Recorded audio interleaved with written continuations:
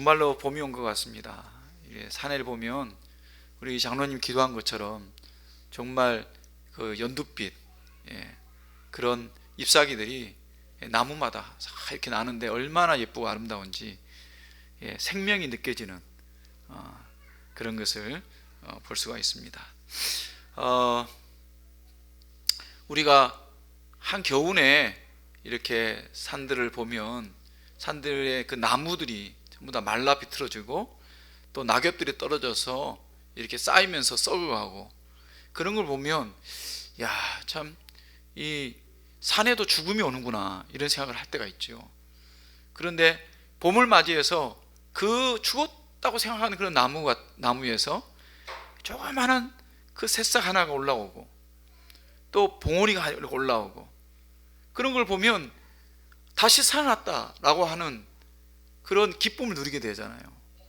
지금은 뭐 웅장한 그런 숲이 아니지만, 그 한 송이 한 송이가 자라가지고 나중에 울창한 숲을 이루게 되는 거죠. 그래서 그 싹 하나에서 우리는 이 숲에 대한 울창한 숲, 짙은 녹색의 그 숲에 대한 소망을 발견하게 됩니다. 사람들은 이 땅에 사는 동안에 이런 소망을 가지고 살아요. 지금 당장 행복하지 못하고, 지금 당장 많은 것을 누리지 못하고, 지금 당장 많은 것을 다 가지지 못해도 내가 무엇인가 어떤 한 가지, 두 가지 그런 소망을 가지고 있으면은 그것을 이겨낼 수 있는 힘이 있어요. 그래서 소망이라는 게 중요하죠. 그래서 어떤 이는 건강을 바라보고, 어떤 이는 어떤 그 물질이 풍성해서 잘 살게 되면 좋겠다. 어떤 사람은 과거에는 그랬죠. 이렇게 집에서 이렇게 분가하고 결혼을 하게 되면 달새방을 얻고, 그 다음에 전세방을 얻고, 그 다음에 자기 이름으로 된 그런 집을 하나 얻는 것을 소망을 가지고 열심히 일을 하고 열심히 저축하고 그렇게 살았습니다. 그게 하나의 소망이 되는 것이죠. 그리고 자녀를 낳아 기르면서 그 자녀를 향한 그 소망을 바라보고, 뭐 직장에서 또는 주변에서 어떤 어려운 일이 있어도 꿋꿋하게 이겨내고 그렇게 인생의 길을 걸어가는 것입니다. 그런데 만약 이런 소망이 없다고 한다면 그 인생에서 여러 가지 고난을 당할 때 참 견뎌내기 어렵습니다. 그래서 내일이 없는, 내일에 대한 기대가 없는 인생은 정말로 피곤하고 정말로 낙심되어서 더 이상 한 발자국도 나아갈 수 없는 그런 인생일 수밖에 없는 것입니다. 그래서 사람들은 어떻게든 스스로 이 희망이라는 것을 만들어내요. 소망이라는 것을 만들어내요. 그런데 문제는 뭡니까? 그 소망이라고 만들어냈고 그것을 믿었던 그것이 사라지고 무너져 버릴 때, 그때가 문제가 되는 거죠. 세상이 주는 소망,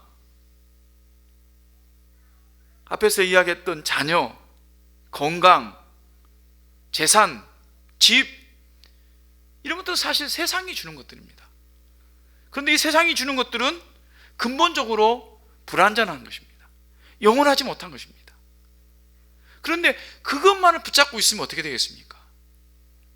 언젠가는 그것 때문에 낙심하게 되고 실패하게 되는 것이죠. 지난주에 많은 일들이 있었습니다.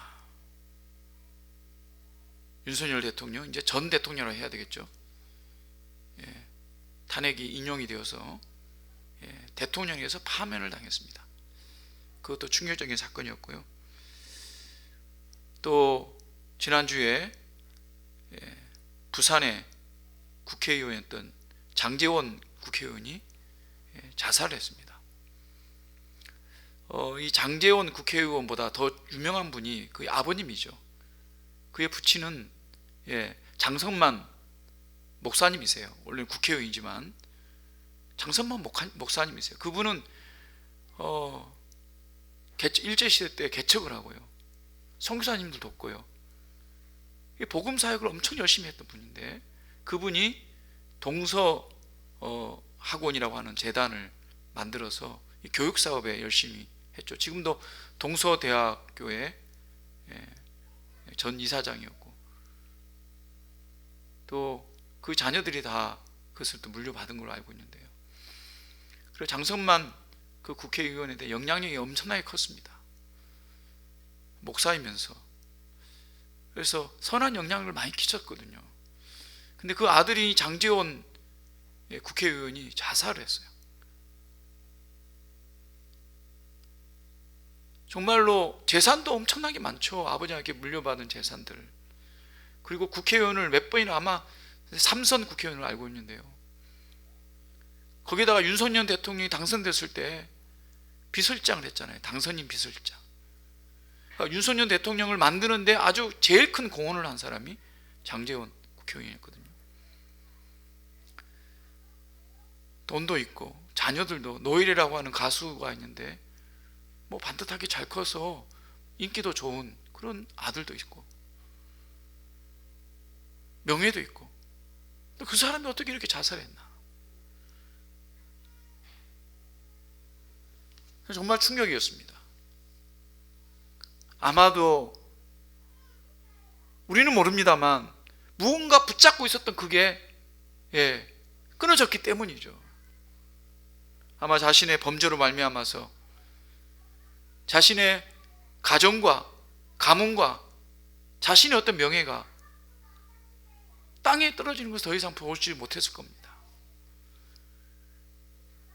그걸 붙잡고 살면, 그게 없어지면 모든 것이 다 없어지는 겁니다. 그러니까 그거는 진짜 우리가 붙들어야 될 소망이 아니라는 거예요. 돈이든지 소망이, 그 명예든지 권력이든지 한순간에 없어지는 안개와 같은 것들입니다. 성경은 참된 소망이 무엇인가, 그것을 말씀하고 있습니다. 오늘 말씀해 보니까 믿는 자가 품게 되는 참된 소망. 사도 바울은 이 소망이 단지 어떤 감정적 위로가 아니라 말씀과 예수 그리스도께 주시는 그 구원이 참된 소망이라고 말씀하고 있는 것입니다. 사랑하는 여러분, 오늘 말씀을 통해서 우리가 영원히 붙잡아야 될 참된 소망이 무엇인지 깨닫고 우리 은혜를 나누기를 소원합니다. 오늘 본문은 구원의 소망 되신 하나님을 이야기하고 있습니다.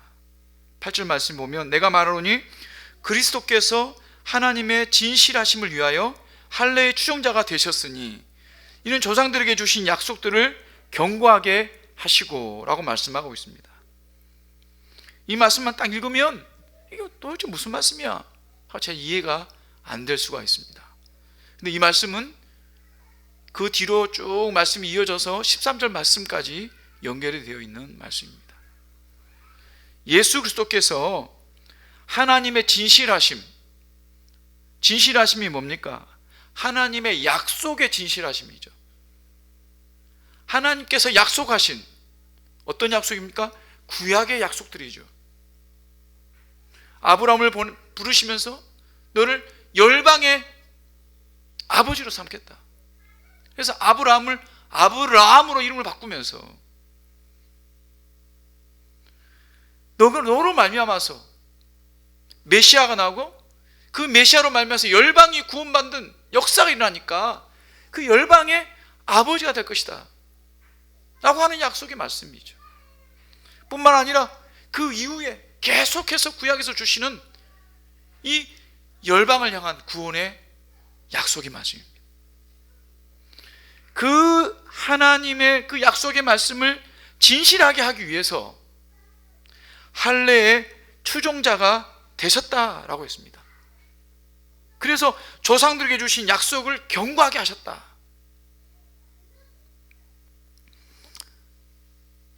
할례의 추종자라는 게 무슨 말입니까? 할례를 받으면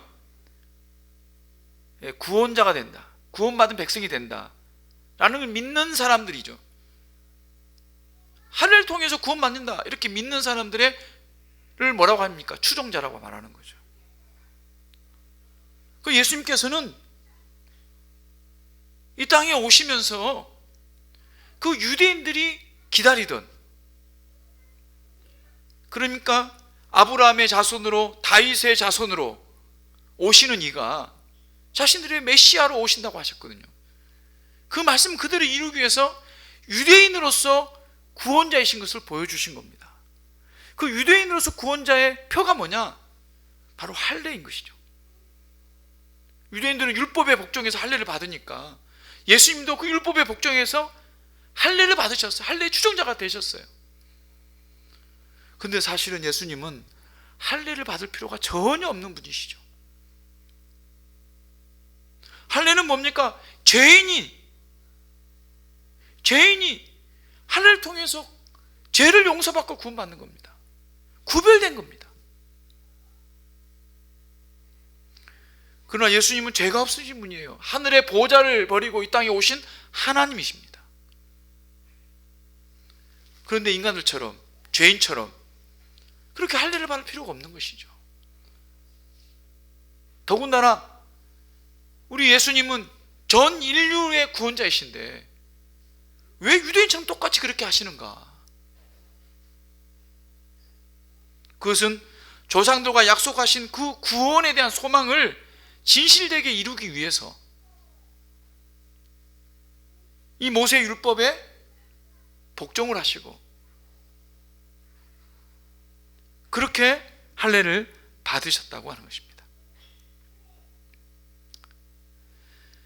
갈라디아서 4장에 보면 때가 참에 하나님이 그 아들을 보내사 여자에게 나게 하시고 율법 아래 나게 하신 것은 율법 아래 있는 자들을 속량하시고 우리로 아들의 명분을 얻게 하려 하심이라.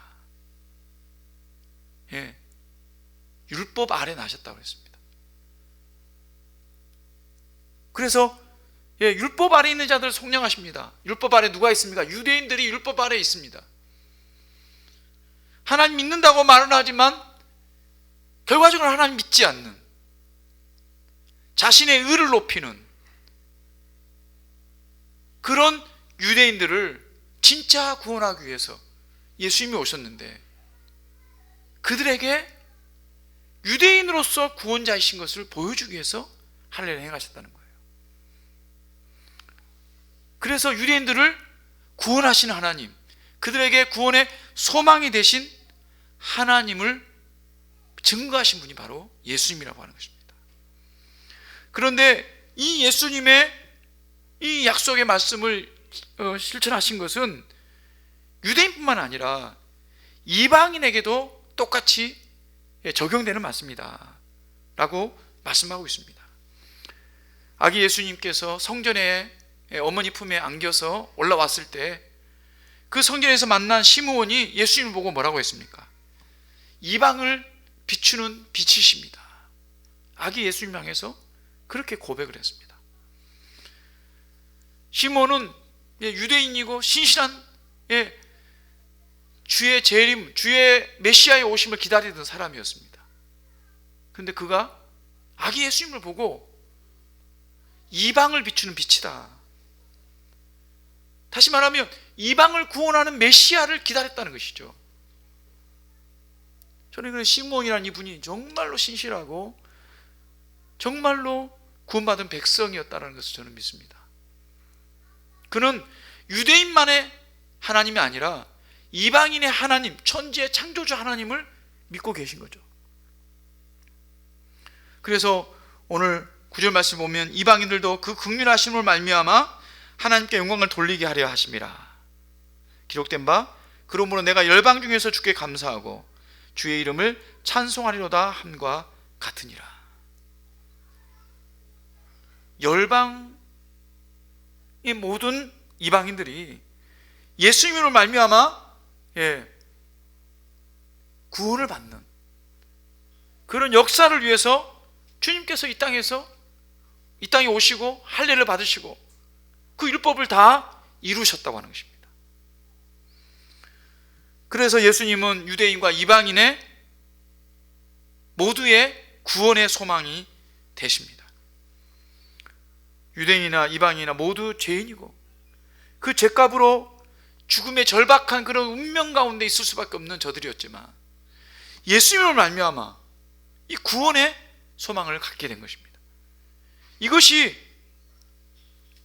그들이 찬송하고 기뻐하는 가장 근본된 이유가 되는 것이죠. 사랑하는 여러분, 오늘 우리가 이 땅 가운데 살아가는 그 영원한 소망이 무엇입니까? 물론 우리가 내일 기대하는 바가 있고, 또 내년 기대하는 바가 있고, 앞으로 10년 뒤, 20년 뒤 기대하는 바가 있습니다. 그것이 우리에게 소망이 되죠. 우리 자녀가 결혼하고 또 그 자녀를 낳으면 손자, 손녀들을 보고 또 기쁨을 누릴 것을 기대합니다. 또 그것을 위해서 기도도 하고요. 또 내가 계획한 일들, 그것이 잘 되어서 우리 가정에 유익이 되고 또 우리 친척들, 또 내가 사는 이웃들에게 다 유익이 되는 그런 일을 하고 싶다. 그런 소망이 있습니다. 그러나 그것보다도 우리에게 가장 큰 기쁨, 우리의 가장 큰 소망은 무엇입니까? 그래서 바로 구원의 소망이라고 하는 것입니다. 그 일을 위해서 예수님께서 이 땅에 오셨고, 그것도 유대인으로 오셨고, 그것도 아기 예수로 오셨고, 그것도 율법에 복종하는 할례를 받는 존재로 이 땅에 오신 것입니다. 그 예수님 때문에 오늘 우리가 이 소망을 가지고 누릴 수 있음을 감사하는 저와 여러분 되시기 바랍니다. 오늘 10절에서 12절 말씀을 보면, 또 이르되 너희 열방들아 주의 백성과 함께 즐거워하라 하였으며, 중간에 증량하고 이사야가 또 이르되 이새의 뿔이 곧 열방을 다스리기 위하여 일어나시는 이가 있으리니 열방이 그에게 소망을 두리라 하였느니라. 지금 이 열방이라고 말하는 이방인들이 예수님의 이 땅에 오심, 그리고 할례를 받으시고 십자가에 못 박혀 죽으심이 그들에게 소망이 된다고 말씀하고 있습니다. 무엇 때문에요? 무엇 때문에 그것을 알 수가 있습니까? 지금 이 사도 바울이 로마서를 쓰고 있잖아요. 로마에 있는 성도들을 향해서 이 편지를 쓰고 있습니다. 그 당시에 이 편지를 읽는 사람들은 신약 성경 말씀이 없었잖아요. 구약 성경 말씀이 있었습니다. 구약 성경에 있는 약속의 말씀, 이사야가 이르되 이새의 뿔이 곧 열방을 다스리기 위하여 일어나신 이가 있으리니 열방이 그에게 소망을 두리라. 그러니까 이방의 모든 사람들이 소망을 가질 수 있는 그 근거가 뭐냐? 구약의 그 말씀이었다고 하는 것입니다. 여기서 우리는 중요한 교훈을 얻을 수가 있습니다. 이런 성경 말씀은 그냥 과거의 기록으로 남는 것이 아니라는 겁니다. 아, 옛날에 그런 책이 있었지, 옛날에 그런 글귀가 있었지, 그것으로 끝나는 게 아닙니다. 성경 말씀은 오늘 이 땅에 사는 우리에게 소망을 주는 말씀입니다. 성경 말씀은 다시 한번 우리에게 위로를 주고, 그것이 살아 역사하셔서 우리에게 그대로 지금도 적용되는 말씀이라고 하는 것입니다. 우리가 구원에 대한 소망, 천국에 대한 소망을 어떻게 가질 수가 있습니까? 성경에서 약속한 말씀이 있기 때문입니다. 영접하는 자, 곧 그 이름을 믿는 자들에게는 하나님의 자녀가 되는 권세를 주셨다. 영생을 주셨다. 영원한 생명을 주셨다. 썩지 아니하고 영원한 구원으로 영광을 누리며 살 것이라는 주의 말씀이 우리에게 소망의 근거가 되는 것이죠. 그래서 이 말씀은 결코 사라지지 않습니다.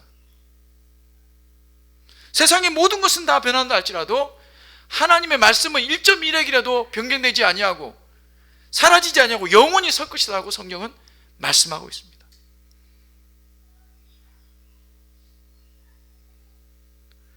그래서 성경 말씀을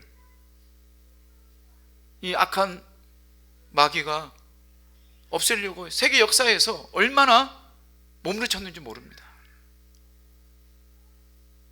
그러나 성경이 결코 사라지지 않고 오히려 지금도 전 세계에서 가장 많이 읽혀지는 책이 뭡니까? 성경 아닙니까? 성경 말씀이 우리의 이 소망의 근거가 된다는 것을 믿으시기 바랍니다. 그렇기 때문에 여러분 손에서 성경을 놓아서는 안 돼요. 요즘은 휴대폰이 있지 않습니까? 휴대폰 안에 얼마나 좋은 그 믿음의 도구들이 많은지 몰라요. 찬송도 들을 수가 있고, 우리가 잘 모르는 찬양도 검색해서 찾으면 얼마든지 우리가 듣고 따라 부를 수가 있지 않습니까? 저도 지난주에 이렇게 차 타고 오면서 이 찬양을 들었는데요, 너무 찬양의 가사가 좋은 거예요. 그래서 그것을 다시 한번 찾았는데 그 제목을 모르겠어요. 그래서 막 뒤졌는데 잘 못 찾다가 그걸 찾았는데 얼마나 기쁜지요. 이 컴퓨터, 휴대폰, 이것들이 오늘 우리에게 아주 좋은 도구가 될 수 있습니다. 또 물론 이것이 범죄의 도구가 되기도 하고 더 악한 죄를 짓는 도구도 되기도 합니다만, 우리를 더 편리하게 성경 말씀과 가까이 할 수 있는 도구가 됩니다. 그래서 성경 말씀을 통해서 그 안에 주시는 하나님의 말씀, 그 안에 주시는 구원의 말씀, 그 안에 주시는 생명의 말씀을 통해서 우리가 소망을 굳게 붙잡을 수가 있습니다. 그 말씀 앞에 나아가는, 그래서 참된 소망을 굳게 붙잡는 저와 여러분 되시기를 주님으로 축원합니다. 하나님께 주시는 우리의 소망은 우리 기쁨과 평강의 원천이 됩니다. 우리 13절 말씀을 우리 같이 한번 읽어봅시다. 13절 말씀입니다. 시작. 소망의 하나님이 모든 기쁨과 평강을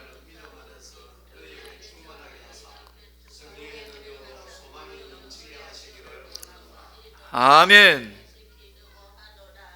아멘. 예. 예, 모든 기쁨과 평강을 우리에게 주시는 거예요. 소망이 하나님이 주시는데, 소망이 하나님이 소망을 주시기 때문에 이 기쁨과 평강이 있는 것입니다.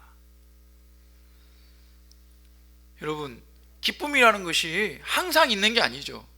평강이라는 것이 항상 존재하는 게 아니에요.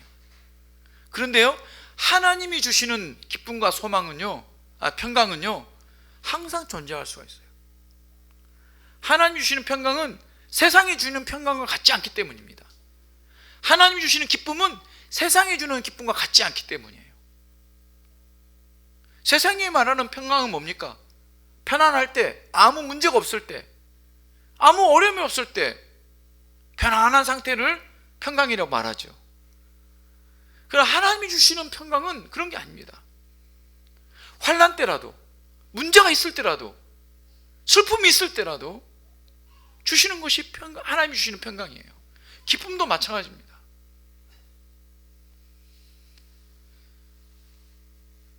언제 우리 어떤 목사, 우리 동기 목사님의 장례식을 갔었는데요, 어머니가 돌아가셨는데 장례식장이 화목했습니다. 모든 사람 얼굴에 슬픔이 아니라 이렇게 잔잔한 어떤 기쁨들이 있었어요. 물론 병중에 계시다가 돌아가셨기 때문에 안타까움이 있지요. 그런데 그 동기 목사님 하시는 말씀이, 침상에 있을 때도 찬송하고, 침상에 있을 때도 예배하고, 침상에 있을 때도 말씀 보셔서 자녀들에게 큰 도전이 되고 위로가 되었는데, 그런데 이렇게 천국 가니까 우리에게는 더욱더 큰 감사가 됩니다.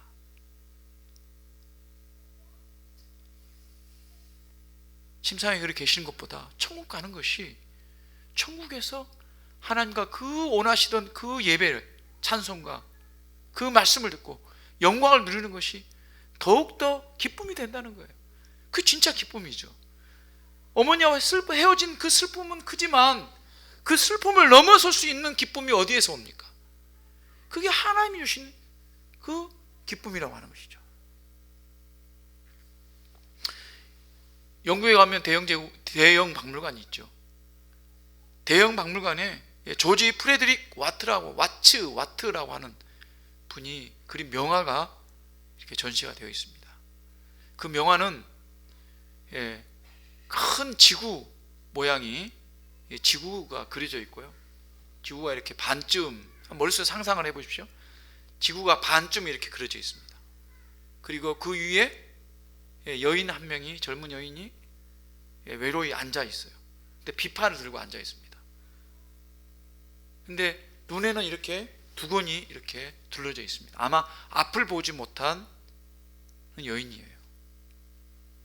근데 그 비파를 들고 켜고 있는데 줄이 다 끊어졌어요. 단지 줄 한 줄밖에 없습니다. 그런데 이 여인은 이 우주에 홀로 앉아 한 줄 남은 그 비파를 켜고 있습니다. 이 그림의 제목이 뭔지 아십니까? 소망입니다. 희망입니다. 일반 사람들이 볼 때 그 그림을 처음에 딱 봤다고 하면 어떤 생각이 들겠습니까? 절망이죠. 지구 위에 앉아 있는데 그 우주 공간에 홀로 딱 앉아서 앞도 보이지 않는 여자가 한 줄 남은 그 비파를 켜고 있다고 하는 것은 절망적인 상황이잖아요. 하지만 한 줄이라고 하는 그 비파줄에 희망을 걸고 켜고 있는 것이죠.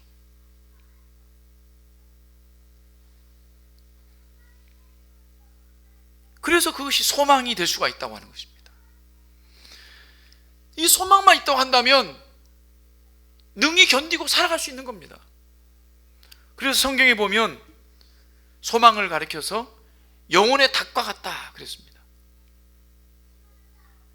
영혼의 닭과 같다. 닭이라고 하는 것은 큰 배에 이렇게 배가 흔들리지 않도록 바다 깊숙한 곳에 이렇게 땅을 다 움켜잡게 만든 그런 것이잖아요.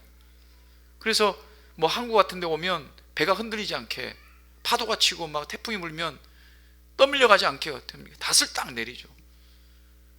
그러면 흔들리지 않습니다. 우리 영혼의 닭과 같다. 우리 영혼이 흔들리고 넘어지고 낙심될 때 이 영혼의 닭만 붙잡고 있으면 그래도 견뎌내고 이겨낼 수 있다는 거 하는 것이죠. 그런데 문제는 무엇입니까? 많은 사람들이 이 소망의 닻을 엉뚱한 데 두고 있다고 하는 것이죠. 어떤 사람은 돈에 둡니다. 요즘 젊은 사람들은 젊어서 돈을 어느 정도 탁 벌어놓고 그 다음부터 그냥 편안하게 살기를 희망합니다. 그래서 젊어서요, 영끌이라고 하죠. 영혼을 다 동원해가지고 돈을 끌어모아요. 대출 낼 수 있는 거 다 내고 빌릴 수 있는 거 다 빌려가지고 정말 강남의 가장 노른자리에 집을 하나 딱 차는 게 그게 꿈이에요. 그래서 하놓으면 그게 갑자기 2배, 3배가 돼가지고 그럼 이런 시간에 은퇴하고 그냥 살고 싶다. 이게 꿈이에요. 그렇게 꿈꾼 사람들이 대부분이 다 망했습니다. 지금도 망해가고 있고요.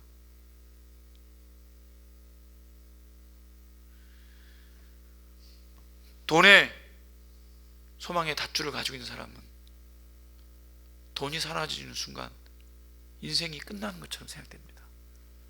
많은 사람들이 자살하고 있는데요. 우리나라 올해도, 작년에도, 아직까지 통계가 안 나왔겠죠. 올해도, 작년에도 OECD 국가 중에서 1위입니다. 자살률이. 하루에 40명이 자살하고 있다 합니다.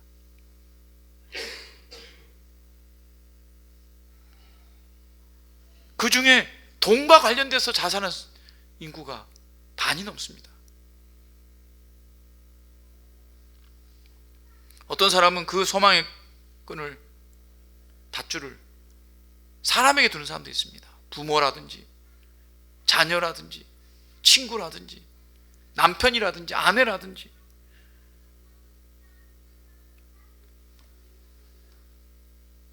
그런데 그런 사람에게 소망을 주면 어떻습니까?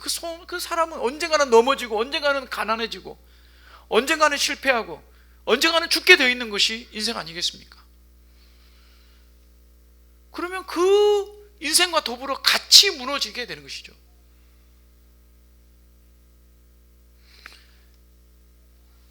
베드로전서 1장에 모든 육체는 풀과 같고 그 모든 영광은 풀의 꽃과 같으니 풀은 마르고 꽃은 떨어진다, 그렇게 말씀했습니다.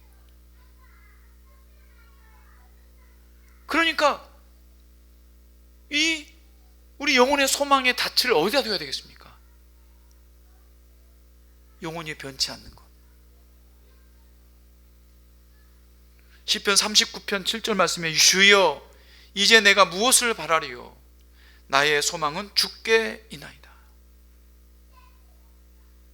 주께 소망을 두는 사람은 이 소망의 닷줄이 결코 끊어지지 않습니다. 주님은 우리에게 영원한 구원을 주시기 때문이죠. 주님께서 우리에게 주시는 영원의 구원은 결코 사라지지 않는 겁니다. 내가 실패했다 해도, 내가 무엇인가에서 성공하지 못하고 넘어졌다고 해도 결코 우리를 끝낼 수 없습니다. 왜냐하면 구원이 우리를 붙잡고 있기 때문입니다. 우리 구원은 무엇입니까? 하나님께서 우리를 찾아오셔서 우리를 하나님 만나게 하시고, 그래서 예수 그리스도가 우리를 위해서 죽으셔서, 우리를 대신해서 죽으셔서 우리를 구원해 주신, 죄를 용서해 주신, 처음 우리를 불러주신 그 구원이 있습니다. 그런데 그 구원은 거기서 끝나는 것이 아니죠. 이 땅에 사는 동안에 우리를 성결하게, 정결하게, 거룩하게 해 나가시는 것입니다. 우리는 그래서 성화라고 하는데 구원의 과정이에요. 그리고 마침내 주님이 재림하시고 우리를 영원한 천국으로 인도해 주시는데, 그때는 우리가 죽었던 몸이 다시 살아나고 영혼이 다시 하나님께 나아가서 이 완전한 구원을 이루어지는 겁니다. 이 구원은 영원한 것이에요. 근데 이 영원한 구원은 언제부터 시작된 겁니까? 처음 하나님께서 우리를 부르실 때부터 시작된 거예요. 처음 하나님께서 우리를 부르실 때부터 지금 거룩하게 변화되는, 성화되는 이 과정도 영혼의 한 순간인 것입니다. 어쩌면 지금도 우리가 영생의 삶을 살고 있는 거예요. 우리가 죽었다고 해서 끝나는 게 아닙니다. 죽어도 죽지 않고 주님께서 마지막 날 우리를 다시 육체를 살리시고 영혼과 합하여서 영원한 생명으로, 영원한 하나님의 백성으로 천국의 삶을 살 것입니다. 그렇기 때문에 우리가 환난 중에도 즐거워하나니 이는 환난은 인내를, 인내는 연단을, 연단은 소망을 이루는 줄 알미로다. 환난 중에서도 우리가 기뻐할 수 있고 평강을 누릴 수 있는 것은 소망을 이루시는 하나님 때문입니다. 그래서 지금 이 순간 우리도 인내할 수 있는 것입니다. 참된 소망은요, 눈에 보이는 게 아니에요. 손에 잡히는 게 아니에요. 손에 잡히고 눈에 보이는 거 찾다 보면 그게 언젠가는 가짜인 것을 알 수가 있습니다. 로마서 8장에 우리가 소망으로 구원을 얻었음에 보이는 소망이 소망이 아니니 보는 것을 누가 바라리요. 사도 바울이 보이는 것을 무엇 때문에 바라겠냐 말하고 있습니다. 왜냐하면 보이는 것들은 다 하나님께서 만든 피조물들이에요. 없어질 것들이라고요. 보이지 않는 이 구원, 영원한 구원, 영원한 생명, 이것이 우리의 유일한 소망인 것을 믿으시는 여러분 되시기 바랍니다. 이 유일한 소망을 주신 하나님이 우리에게 날마다 기쁨과 평강을 허락해 주십니다. 여러분, 이 평강과 이 기쁨을 누리시며 하나님 앞에 감사를 올려드리는 저와 여러분 되시기를 주님으로 축원합니다. 소망의 하나님이 오늘 저와 여러분에게 모든 기쁨과 평강을 믿음 안에서 부어주십니다. 또 그것을 약속해 주셨습니다. 그러므로 우리 삶의 현장에서 혹시나 낙심된 일이 있고, 혹시나 우리에게 상처된 일이 있고, 혹시나 우리에게 정말 슬픈 일이 있다 할지라도 그 삶의 현실을 뛰어넘는 소망이 우리에게 있습니다.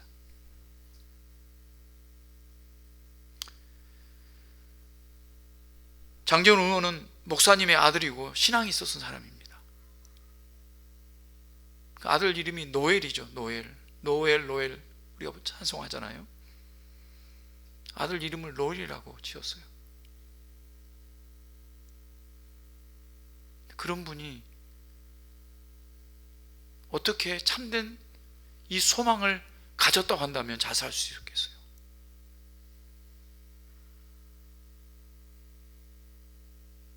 사랑하는 여러분, 우리는 참된 소망을 가져야 돼요. 한 주간 사는 동안에 내 소망이 어디에 있는지 내 자신을 돌이켜 보시기 바랍니다. 내가 어디에 목숨을 걸고 살고 있는지, 내가 돈에 목숨을 걸고 살고 있는지, 사람에게 목숨을 걸고 살고 있는지, 자식에게 목숨을 걸고 살고 있는지, 그 모든 것들은 다 없어질 안개와 같은 존재들입니다. 물론 귀하지 않은 것이 아니죠. 귀하죠. 소중한 것입니다. 우리가 가질 수 있는 것입니다. 또 갖기를 위해서 기도할 수 있는 것입니다. 그러나 그것은 우리의 참된 소망이 아닙니다. 참된 소망, 그것은 영원한 구원이고 그 구원을 주시는 우리 하나님의 약속의 말씀입니다. 한 주간 그 약속의 말씀 붙잡고 살아가기를 주님으로 축원합니다.